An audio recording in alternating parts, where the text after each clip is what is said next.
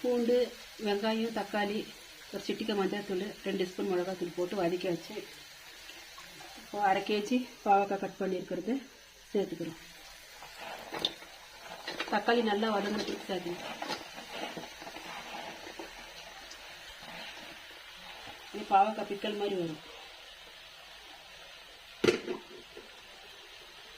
உப்பு சேர்க்குறேன்.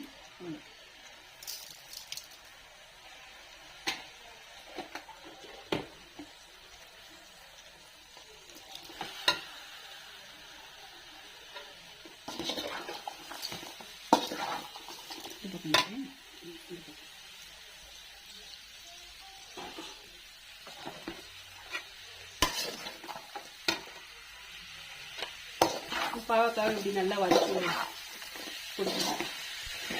நல்லா இப்படி கலரி கொடுங்க. நல்லா வதங்க. ஒரு 1/2 கேஜி பாவக்காய்னா இந்த மாதிரி ஒரு பெரிய கடாய் யூஸ் பண்ணுங்க. ஃபஸ்ட்டு ஒரு 3 ஸ்பூன் எண்ணெய், கொஞ்சம் கடுகு, கடலைப்பருப்பு, ஒரு 3 பூண்டு உரிச்சிட்டு 1 பாதியமாக தட்டிட்டு, 2 வெங்காயம், 4 தக்காளி, 1/2 கேஜி பாவக்காய், 2 ஸ்பூன் மிளகாத்தூள், ஒரு சிட்டிக்கை மஞ்சள் தூள், கல் உப்பு கொஞ்சம் சேர்த்துருக்குறோம். அவ்வளோதாங்க. இது நல்லா வதக்கி வேக வச்சோம்னா இப்போயே தண்ணி கலக்கக்கூடாது. வேணும் போது கொஞ்சமாக தண்ணி கலக்கி விட்டுக்கணும். இந்த எண்ணெயிலே நல்லா வெந்துடும். விட்டு கலந்து கொடுக்கணும். ஒரு 10 நிமிஷம் அவ்வளோதான்.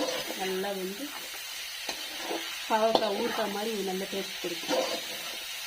பாவக்காய் கட் பண்ணுறவங்க சாப்பிடுவாங்க. இது கட் பண்ணாமல் இருக்கும். ட்ரை பண்ணுங்க.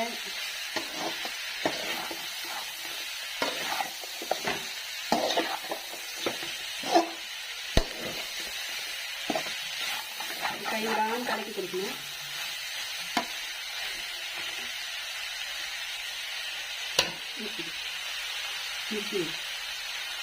வச்சு ஒரு 1/4 கிளாஸ் தண்ணி தெளித்து நல்லா இப்படி கலரி விடுங்க. பாருங்க, ஒரு 2 வருங்க.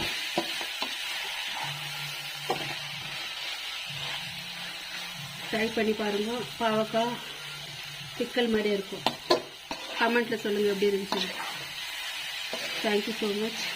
என் சேனலை சப்ஸ்கிரைப் பண்ணுங்கள் ஃப்ரெண்ட்ஸ்.